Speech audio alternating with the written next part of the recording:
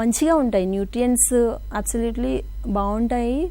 అలా అని చెప్పేసి మనం ఒక ప్లేట్ నిండా వేసుకుని బాదం పప్పులు, ఒక రైస్ అంతా, అంటే కార్బోహైడ్రేట్స్కి ఒక ఫుడ్ పిరమిడ్ ఉంటుందండి. మామూలుగా ఆహార పిరమిడ్, మనకి ఈజిప్ట్లో పిరమిడ్స్ ఎలా ఉంటాయో ఆహార పిరమిడ్ కూడా మీరు చూసే ఉంటారు, ట్రయాంగిల్ షేప్లో ఉంటుంది. ఆ ట్రయాంగిల్ షేప్లో ఏంటంటే కింద ఈ బేస్లో మనకి ఎక్కువ పదార్థాలు తీసుకోవాలంటుంది. అంటే ఇది 5 గ్రూప్స్ ఉంటాయి.